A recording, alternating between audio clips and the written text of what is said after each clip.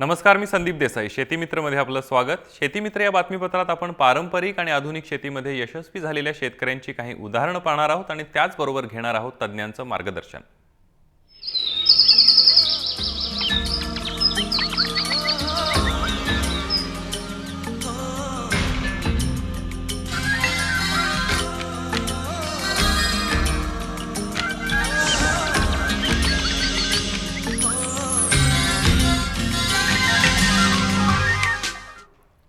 बीडमधले शेतकरी काकासाहेब शिंदे यांनी हरित क्रांती केली आहे. त्यांनी पाणी टंचाई असतानाही माळरान शेतातून लाखो रुपयांचं उत्पन्न घेतलंय आणि इतर शेतकऱ्यांसमोर आदर्श निर्माण केलाय.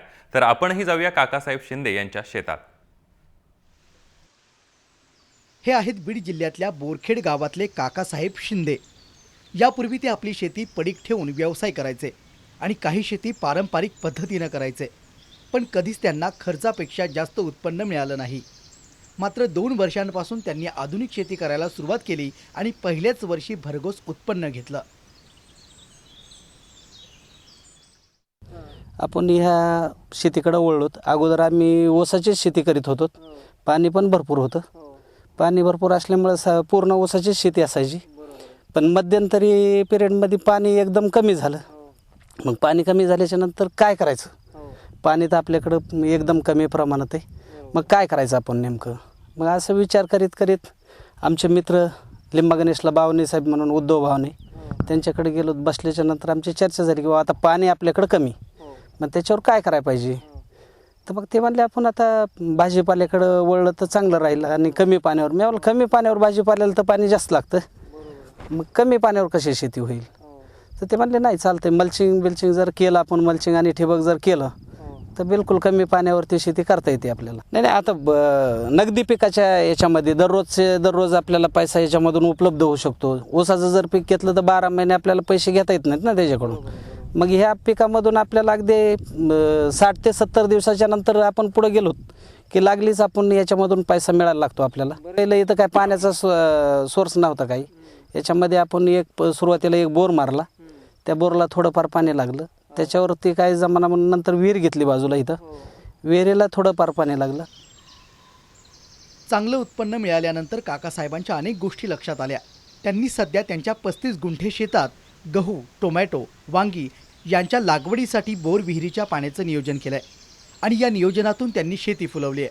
त्यांनी शेतात मजूर न लावता गावातील शेतकरी लक्ष्मण जाधव यांना फक्त मजुरीसाठी 50% भागीदारी दिली आणि अवघ्या 35 गुंठे शेतात त्यांनी 5 लाखांचं उत्पन्न घेतलं.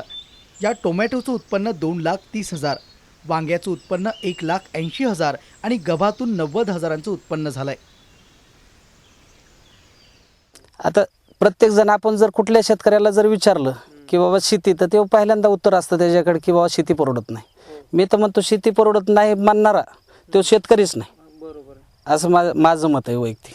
कारण शेती जर आपण सुधारित पद्धतीने जर केली तर शेती परवडते, आणि जर पारंपरिक पद्धतीने जर शेती केली तर मग बिलकुल तुम्हाला परवडणार बी नाही आणि तुम्हाला त्याच्या हातामध्ये काही रुपया बी भेटणार नाही त्याच्यातून. 20 वर्षापूर्वी एक खाव्याची भट्टी आणि काही कालावधीनंतर ती भट्टी खाव्याची दूध व्यवसायामध्ये तोट्यात गेल्यानंतर त्यांनी जीपधंदा आणि पारंपरिक शेती स्वतःच्या घरची असा त्यांचा चरितार्थाचा एकंदरीत व्यवसाय होता. परंतु अलीकडल्या काळात ह्या 7-8 वर्षापूर्वीपासून त्यांना जी त्यांच्या मित्राचा सहवास आणि त्या सहवासातून त्यांनी जी आधुनिक शेतीची कास धरली, ही पण मी जवळून पाहतो. येता जाता 5-10 मिनिटाची चर्चा आमची येत असती.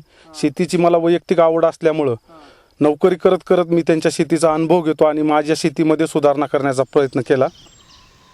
काकासाहेबांच्या नियोजनामुळे शेतीतून भरघोस उत्पन्न घेता येतं हे आता स्पष्ट झालंय.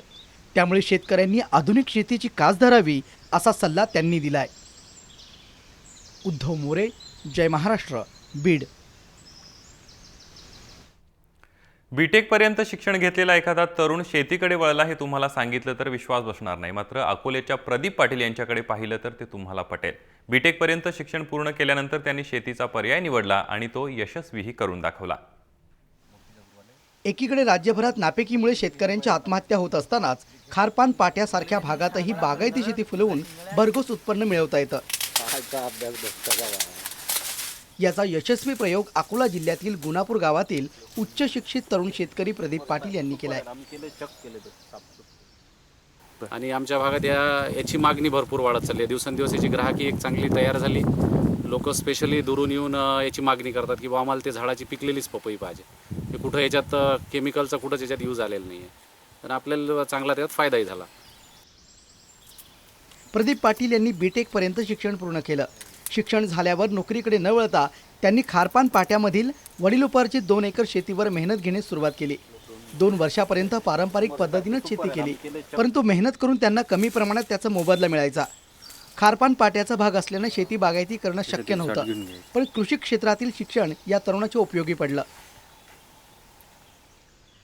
तशी वडिलोपार्जित शेती आहे आणि आधीपासून काहीतरी शेतीचं करायचं सर्व्हिस केल्यापेक्षा हे शिक्षणाचा काहीतरी फायदा आपल्या शेतीतच करायचा, म्हणून शेतीकडेच पहिलेपासून जोर होता. तर आधी कोरडवाहू केला, आता या 2-3 वर्षात हे बागायताचं करून बघितलं. प्रदीप पाटील यांनी शेतीमध्ये नवनवीन प्रयोग करणं सुरू केलं. शासनानं गावागावात तलाव तयार करून दिले, मात्र त्या तलावाचं पाणी गावाला अपुरं पडायचं.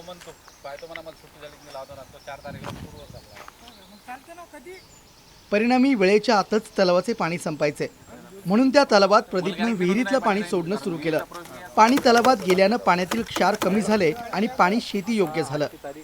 त्या पाण्याच्या आधारावर आधी प्रदीपनं टरबूजाचं उत्पादन घेतलं आणि आता पपईची लागवड केली आहे.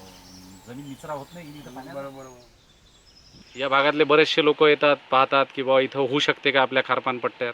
तर बरेचसे लोक आले, त्यांनी प्रयोग करून राहिले. काही लोकांनी टरबूजही पाहिलं. आपण मागच्या वर्षी थोडा टरबूजाचाही प्रयोग केला होता. काही आपल्यासोबत लोकांनी टरबूजही लावलेला या भागात. तर चांगले रिझल्ट आले. आता बरेचसे लोक या भागात इच्छुक आहेत आणि ते करणारही आहेत. ही पपई संपूर्ण सेंद्रिय पद्धतीची असून याची मागणी आता वाढत चालली आहे. 2 वर्षापासून प्रदीप पाटील पपई पिकापासून दरवर्षी 3 लाखांचं उत्पादन घेत आहेत. आम्ही संपूर्ण शेती हे सेंद्रिय पद्धतीनेच करतो. याच्यात कुठलाही केमिकलचा वापर न करता याच्यात जास्तीत जास्त शेणखत आणि गोमूत्राचाच वापर केलेला आहे.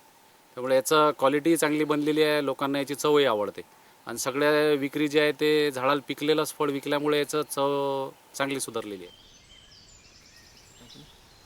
जमीन कसलीही असली तरी मेहनत आणि अभ्यासाच्या जोरावर त्यातही शेती करून यश मिळवता येतं, हे प्रदीप पाटील यांनी दाखवून दिलंय. गजानन गवई, जय महाराष्ट्र, अकोला.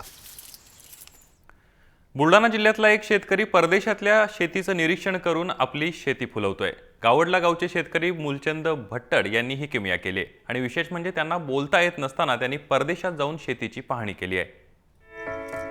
बुलढाणा जिल्ह्यातील हे शेतकरी आहेत मूलचंद भट्टड. यांना बोलता येत नाही, मात्र मूलचंद भट्टड यांनी शेतात एक वेगळीच किमया केली आहे. काठमांडू, तिबेटसह पंजाब आदी शेतीत प्रगत भागाचा दौरा त्यांनी केलाय आणि तिथली प्रगत यंत्रणा आपल्या शेतीत राबवण्याचा यशस्वी प्रयत्न त्यांनी केला.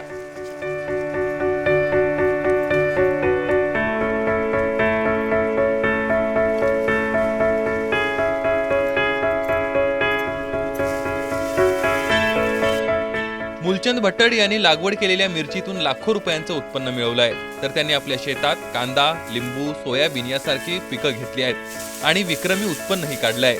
विशेष म्हणजे त्यांनी या पिकाची बियाणी परदेशातून आणली आहेत. मूलचंद यांच्या शेतीची जिल्ह्यात चर्चा सुरू आहे. त्यांची शेती पाहण्यासाठी जिल्ह्यातून नियमित शेतकरी येत असतात. बोलता येत नसतानाही त्यांनी परदेशातल्या शेताची पाहणी करून आपल्या शेतात केलेली प्रगती नक्कीच कौतुकास्पद आहे. राहुल खंदारे, जय महाराष्ट्र, बुलढाणा. शेतीविषयक अजूनही काही बातम्या पाहणार आहोत, पण इथं घेतो एक छोटासा ब्रेक. तुम्ही पाहत रहा शेती मित्र.